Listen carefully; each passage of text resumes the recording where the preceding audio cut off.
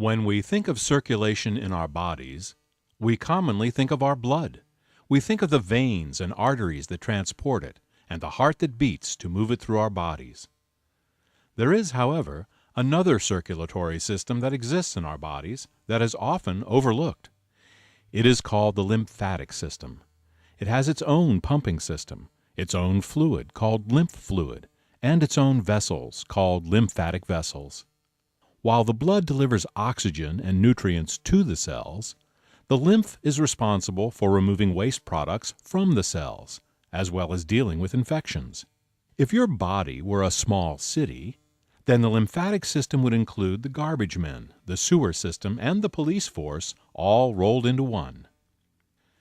When the lymphatic system is functioning properly, wastes are removed from the cells and infections are dealt with quickly and efficiently, often without your ever knowing that you are even exposed to toxins or an infection. But when the lymphatic system isn't working well, wastes accumulate and infections become chronic, resulting in fatigue, depression, and poor health. Let's look first at how the lymphatic system removes wastes. Lymph fluid bathes all the cells of the body. Think of lymph as a slow-moving river, washing away the waste products created in the normal functioning of our cells. After cleansing the tissue, the lymph fluid is then transported through a series of tubes called lymphatic vessels, then through specialized glands called lymph nodes, and other lymph organs before it finally rejoins the general circulation. While you cannot see a lymph vessel, like you can see the blue veins on the insides of your arms, or feel the flow of lymphatic fluid, like you can feel the blood pulse through the arteries of your wrists, you can occasionally feel a swollen lymph node in your neck when you are feeling under the weather. While you may only feel a few swollen lymph nodes in your whole life, you have an estimated 100,000 of them throughout your body. There are also about 5.5 gallons of lymph fluid inside you. This means that you have nearly 3 times as much lymph fluid in your body as you do blood. Let's look more closely at the lymph nodes. They are found throughout the body, with clusters in the groin, neck, armpits, and intestines. Inside the lymph nodes are special white blood cells called lymphocytes that produce antibodies. Antibodies attach to infectious microorganisms so that the rest of the immune system can recognize the infection and destroy it. Without antibodies, our immune system would be blind and wouldn't know what to attack. There are 100,000 small generalized lymph nodes in the body where the lymphocytes and antibodies are held.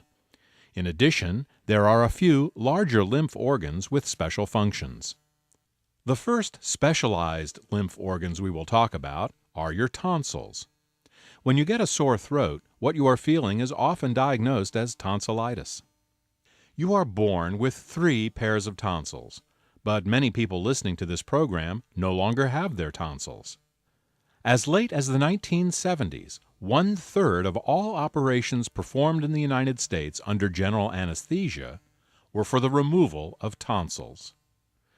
It is now recognized that rather than surgically removing swollen tonsils, it is better to keep them and improve your health.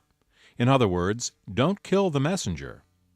Swollen tonsils are simply specialized lymph organs that are working overtime to produce antibodies and clean the throat. Tonsils keep the throat healthy and balance the immune system. This is an important and difficult job. The mouth is the dirtiest and most infectious place in the human body. Every tooth has millions of bacterial cells living on it. This is the plaque we brush off every time we brush our teeth. The bacteria that grow on teeth have been associated with many diseases, including heart disease.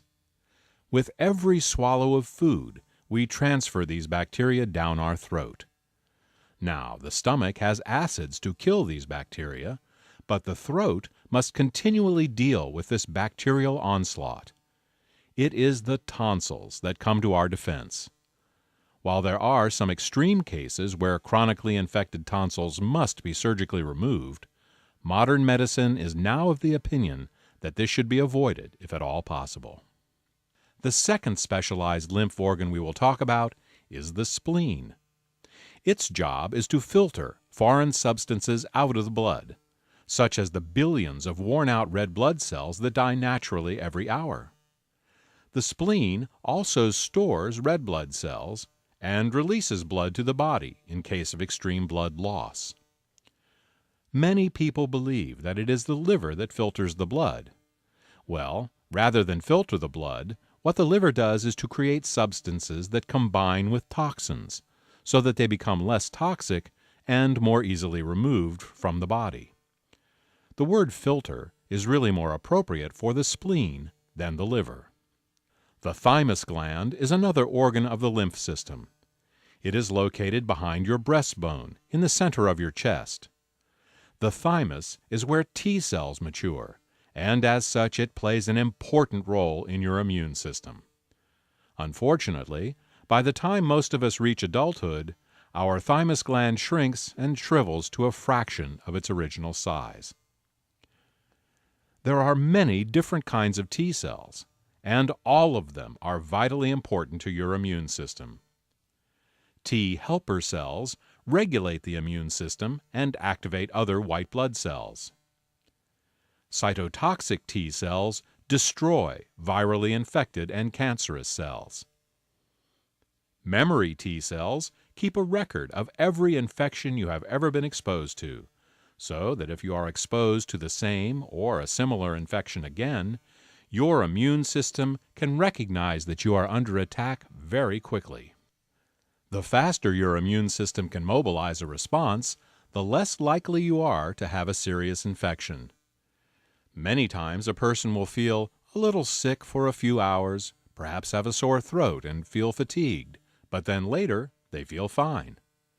This is often the case when a person is exposed to an infection that their memory T cells have on file, and thus the immune system is able to knock out the infection before it can become a problem. Regulatory or suppressor T cells keep a person's immune system from being too aggressive and attacking their own body.